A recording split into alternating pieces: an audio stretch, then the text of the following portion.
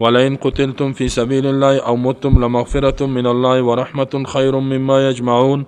الله به ضد کافرها آل ترغیب به جهاد میکنه که برین جهاد کنیم، پشت کف کافر نگرد. ولئن قتلتم اگر شما کشته شوین فی سبیل الله به خاطر حاکمیت دین الله در کل دنیا، به خاطر اعلای کلمت الله در کل دنیا که کشته شوین، او متم، حتی لئن معنای قسم است، الله میگه شما کشته شوین در راه الله، او متم یا بمرین، کشته نشین، اما تو مرگت بیا ولی در زمین جهاد باش، لمغفرت، حتمی بخشش من الله از جانب الله، کل گناهیت میبو، و رحمت، رحمت جنت نعمت ها، خیر بهتر است، دی خیر است، مما یجمعون، از تماما مال و سرمایه که کافرها جمع میکنن. چیزی که کافرها جمع میکنن، سرمایه و خانه و پول و زندگی و اینا، این مرگتان میگه در جهاد، در زمین جهاد مرگت بیاده میتونی که در خانیت بمری.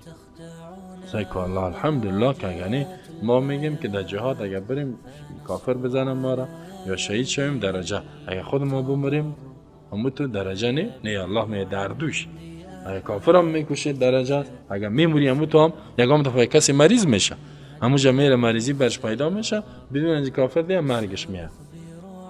مثل ابو عبیده ابن جراح نه، در زمین شام مریض شد، مرض طاعون گرفتش. خالد ابن ولید در شام، در سوریه، در سرزمین شام یا دمشق بگویم که مریض شد، به اثر مریضی از دنیا را، ولی در زمین جهاد بود، در سرزمین جهاد، در حالت جهاد کردن 4 درجه داشت. الله میگه اگر کشته شوین در راه الله او یا بمرین، یعنی از طرف کافر کشته نشین، مرمی نخوره، اما تو مریض شوین بمرین، لمغفرت، بخشش از جانب الله، و رحمت، هر دوش بهتر است از آنچه که اینا جمع میکن. اگر در خانه باشی چی میکنی؟ خانه جور کو، 2 منزله جور کو، 3 منزله جور کو. خب دیگه چی شد؟ بخیر موتر خریدیم، بازی موتر تبدیل کردیم، 2000 شد. خب وظیفه بخیر آمر عمومی شدیم، عالی معاونیت درک است، بعد از ریاست درک است. خب چی شدی آخر؟ این دیگه سفید مرگش میبابی در شفاخانه دیگه کلگک زده رایست. چطور میشی؟ آله وله دیگه چی کنیم؟ دعا که نمارم من یا چند وقت دیگه مرگش میمره میخیزه میره. هیچ بده الله میگه اینمی خانه از زمین میه چه، ولی اگه در اونجا وفات کردی بهتر است، در او بسیار چیز است. ماشاءالله سخت ترغیب کرد الله، واقعا بسیار یک تشویق کلام.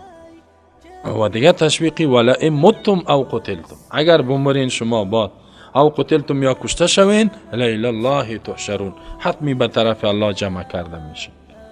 این کسایی که در بسترم میمره یا به طرف الله میاد، و شمایی که در جهاد میمرین یا کشته می شما هم میاین، و درجه شما بسیار بالا. این تو نیست که یا نمیمرن یا در قیامت نمیان، هم یا میمرن میان. ما میال پدر کلان من مرد، بعد از او پدرم بعد اینم تو مرگ نه دیگه، ولی کدامش صحیحه؟ باید در سرزمین جهاد باشه. از تو تشویق کرد الله با 2 آیت کل گپ کافران منافقین هیچ ساخت، و شرطی که آیت ها برای کل مؤمنین برسه، همین آیت برسه کل تبلیغات کافر اج میشه. و این کافرها بسیار بیغیرت هم هستن. همیال مؤمن نمیمانه، اگه یکم بعض مؤمنین میگه من میرم میجای برو نمیمانه. چی کار داری؟ تو بیغیرت. اگه تو نیرو داری، قوت داری، نه تکنولوژی داری، بان مؤمنین راه را بند کردن، مرزا هم چیز بند. این میگه خطرناک است، و اگه خطرناک کار مردم آبان دل شرس که میره، اجازه نمیده که مردم یک طرف برن. الله به ما شما توفیق بده که به کل اسلام عمل کنیم. ربنا وفقنا لما تحب و ترضى. ربنا اصلح لنا ان شاء الله.